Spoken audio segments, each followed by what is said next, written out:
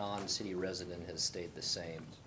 Also, a portion of the recommendation, which I don't believe it alludes to in the agenda bill, is pass-through covering costs for janitorial, which we currently have under professional service under contract.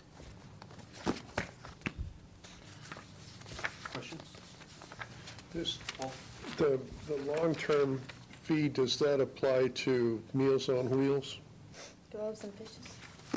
Long-term Meals on Wheels? No, does the long-term fee increase from $5 to $6 an hour, does Meals on Wheels pay that? I'll have to check to be certain. I don't know. I can find out. The one question I had on the non-resident fee, is that on top of reservation fees? Yes.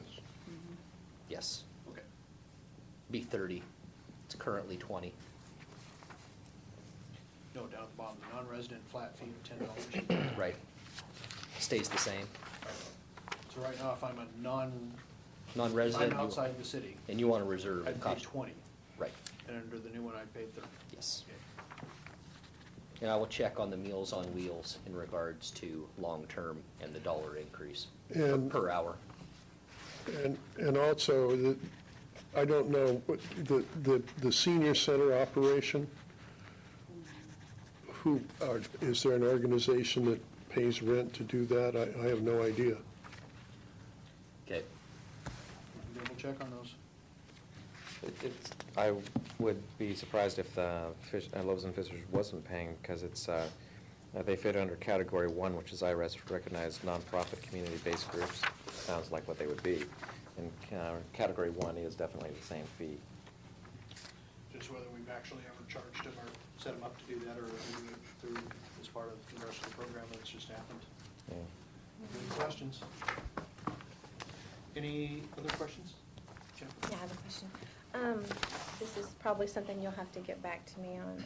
Do we know what the current revenue is per year for this budget line item? we don't. We don't. I don't have that off the top of my head, but I can pull those numbers. Okay, and my second question also is on the lines of Loaves and Fishes, and what, if they're paying anything, and will this indeed increase what they're having to pay? Okay. And you said the increase in the kitchen fee was due to the cleaning? No, to the, what was it again? I'm sorry. Market you were- price, there was some analysis around what the city of Camas charges for their facility. Obviously, their facility is a little bit different than Washougal's as far as square footage and, different resources. So there was a comparable for market, and then there's a pass-through with janitorial, as janitorial has gone Right. up per hour, per Right, month. right. Okay, so they So clean it it's- once a month? No, they clean it more often than that. Oh, they do? Yeah, Okay, it's at least once a week. right. And on this cleaning deposit, they get that back. Is that correct? As long as it's clean and not damaged. Yeah. Okay.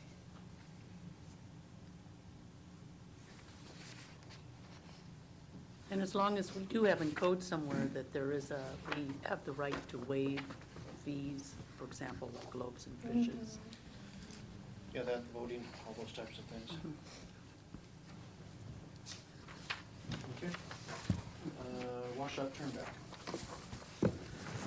Yes, we had the concurrence letter with DOT that was executed. This is the turn-back turnover agreement. There's specifics for improvements that DOT will make within existing right-of-way, City of Washougal right-of-way, and improvements they'll make within existing Department of Transportation right-of-way that eventually will be a turnover to the city, specifically the frontage road from 2nd Street to 6th Street on the south side of SR 14, and also some improvements around the proposed frontage road roundabout at 2nd Street.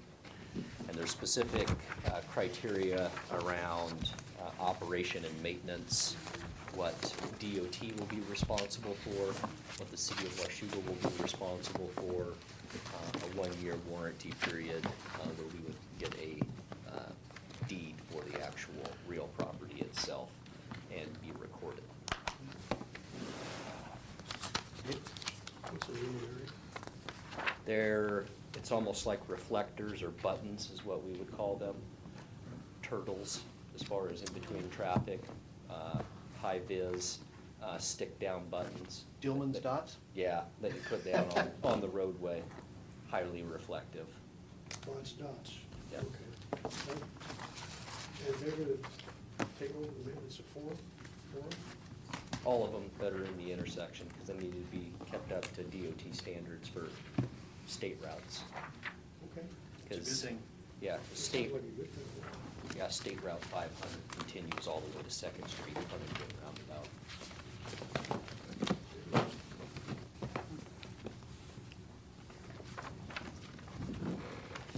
Any other questions? Okay, we are moving on. I have nothing this evening, unless somebody wants to know the current update. Sure. No, yeah. Dave? Thank you, Mayor. The first thing is I needed to announce that the mayor graciously granted to me one dispensation of executive power and privilege, and that I'm going to use it right now, and that is that this is a score update free zone. And that anywhere within hearing radius of Trevor, because I know he's really interested in what's happening to the duck, and myself and any others who are interested, it's our highest penalty in the municipal code for one night and one night only. Anyway, sorry for the bad joke, but I do have an item of business that the mayor asked me to bring forward for your consideration this evening. I'm going to hand out 2 pieces of paper. I'll just have those go down. One is it's a copy of our current auto usage policy, and then what follows it is some draft language that the mayor asked us to propose to you for insertion into that policy. So take one of each, please. And I have, I'll keep one for myself. I have, Good. I want to make sure that everyone's one.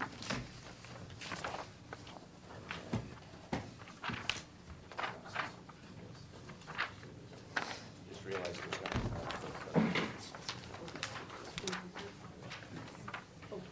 One of each. Oh, you got it? So, actually, very straightforward discussion in terms of the substance of the change. If you look at this one here, which is the proposed language to be inserted into the policy, it doesn't say exactly where it will go yet. We need to work that through as staff, exactly where it would go. But somewhere in 2702 under driver guidelines and procedures. And basically what it does, the top paragraph there, basically says that the city will not assign take-home vehicles for elected officials. And then since we called it a specific animal, there's a definition of what that would be. And so there's a definition of assigned take-home vehicle. We wanted to be sure that this prohibition, if you would not preclude any elected official or officials who are going on a conference or seminar or training or something else to, if there is a city vehicle available, to take that together or individually to that training, as opposed to taking a personal vehicle and submitting for reimbursement. So this language would essentially set this as policy if it's the pleasure of the council. And again, the mayor asked me to present this for your consideration. And then really more for just context and background.